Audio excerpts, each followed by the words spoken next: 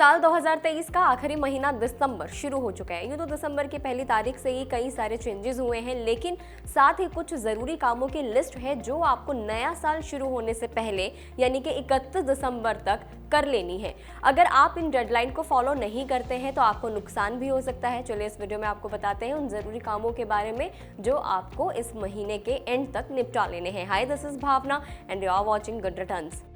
इस लिस्ट में जो सबसे पहले है वो है लॉकर से जुड़ा हुआ काम। आरबीआई ने जनवरी 2023 में लॉकर एग्रीमेंट को कस्टमर्स के साइन कराने के लिए अपील की थी।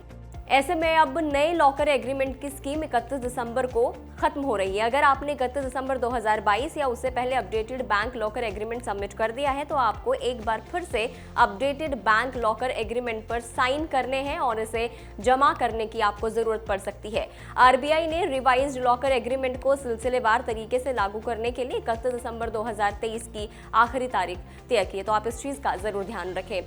अगला जो काम है वो आधार कार्ड से जुड़ा हुआ है। आधार कार्ड फ्री में अपडेट कराने की सुविधा भी इसी महीने की 14 दिसंबर को खत्म हो रही है। अगर आपको भी अपने आधार में कुछ चेंजेस कराने हैं तो आप तुरंत करा लीजिए। इसके बाद आपको ज़रूरी चार्जेस देकर ही अपडेट आपको कराना पड़ेगा। साथ ही खबर ये है कि अब डेट एक्सटेंड नहीं की जाएगी। ऑलरेडी सरकार काफ़ी बार इस डेट को एक्सटेंड कर चुकी है। उसके बाद आपको कुछ चार्जेस है वो आपको पे करने पड़ेंगे। अगला है म्यूचुअल फंड से जुड़ा हुआ। अगर आप भी mutual fund demat account holder हैं तो आपके लिए भी 31 दिसंबर बहुत खास है। आपने अपने अकाउंट के लिए किसी को नॉमिनी नहीं बनाया है तो 31 दिसंबर से पहले इस काम को आप निपटा लीजिए। अदरवाइज 31 दिसंबर के बाद आपका अकाउंट फ्रीज हो जाएगा और आप इन्वेस्टमेंट नहीं कर सकेंगे।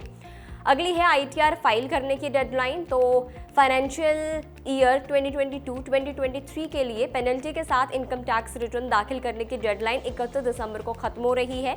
जिन लोगों की एनुअल इनकम 5 लाख रुपए से कम है वो 1,000 रुपए की पेनल्टी देकर आईटीआर दाखिल कर सकते हैं। साथ ही 5 लाख से ज्यादा इनकम वालों को 5,000 रुपए का जुर्माना भरना होगा। अगर आप 31 दिसंबर तक ये काम पूरा नहीं कराते हैं तो पेनल्टी की जो ये अमाउंट है वो और ज्यादा बढ़ सकते हैं, इसलिए आप इस चीज का विशेष ध्यान रखें। अगली डेडलाइन जो है आपकी यूपीआई आईडी को लेकर है। National payment corporation of India ने एक सर्कुलर जारी कर थर्ड पार्टी ऐप प्रोवाइडर्स और पेमेंट सर्विस प्रोवाइडर से कहा है कि वो ऐसी यूपीआई आईडीज को डीएक्टिवेट कर दे जिन्होंने 1 साल से अपनी आईडी से कोई भी ट्रांजैक्शन नहीं किया है। 31 दिसंबर तक ऐसे इनएक्टिव कस्टमर्स की यूपीआई आईडी को डीएक्टिवेट कर दिया जाएगा। हालांकि एनपीसीआई की तरफ से ये भी कहा गया है कि ऐसे डीएक्टिवेट अकाउंट्स को फिर से शुरू किया जा सकता है, लेकिन इसके लिए आपको उसमें कम से कम एक बार ट्रांजैक्शन जरूर करना होगा।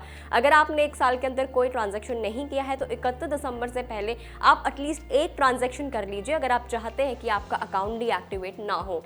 अगली जो है वो है अमृत कलश यात्रा स्कीम। अगर आप एसबीआई की अमृत कलश यात्रा स्कीम में निवेश का मन बना रहे हैं तो आपके पास सिर्फ यही महीना है, क्योंकि इसकी लास्ट डेट भी 31 दिसंबर ही निर्धारित की गई है।